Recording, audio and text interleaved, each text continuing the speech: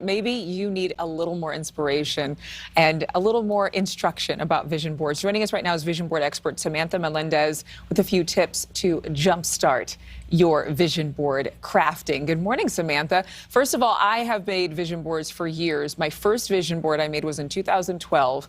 And one of the things I put on the board was to interview Oprah. 8 months later, I did it. So I'm a very, very strong believer in this. I had to just put that out there before we start this interview. But if somebody is doing this for the very first time, what is something that they need to know about crafting the perfect vision board?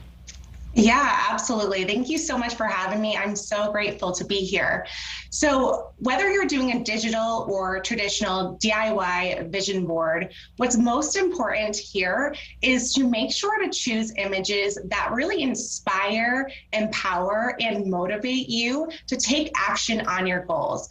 And also put your vision board somewhere where you can see it, somewhere where it's super accessible. So if you create a digital vision board, you can put it on a screensaver on your desktop, or if you do a DIY vision board, you can hang it up in your bedroom or office. And I think that for a lot of people, they might not know what an empowering vision board picture is. You know, you want to kind of look for something that would trigger you to elicit some type of emotional response, where as a reminder of the person you want to become, the places you want to go. What kind of advice would you give to somebody who's saying, I just don't even know where to get these pictures from? Should they just Google them, or should they find a stack of old magazines? Either way works great. I would say really find images that evoke an emotional response from you.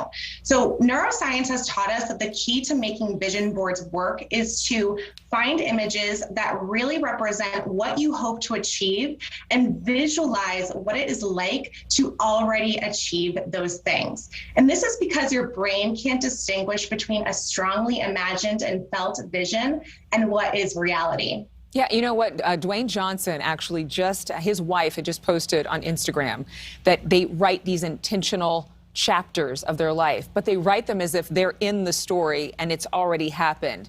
So for people who are getting their vision boards ready, it's really important, like Sloan and Nick did, to write that list down, correct?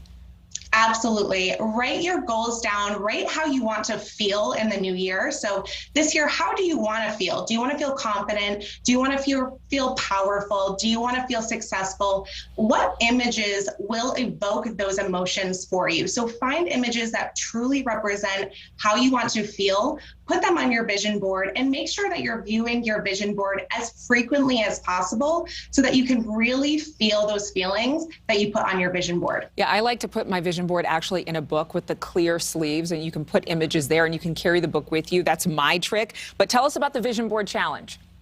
Yeah, absolutely. I am so excited about this vision board challenge. So most resolutions and goals actually fail by mid-March, and some studies actually show that they fail by mid-January. So let's hold off on massive restrictions and massive habit overhauls and overspending on gym memberships and diets. And really, let's focus on something new this year. So let's focus on getting our mindsets right and mentally getting prepared to take action on our goals. So here is the challenge. Step 1, make a vision board.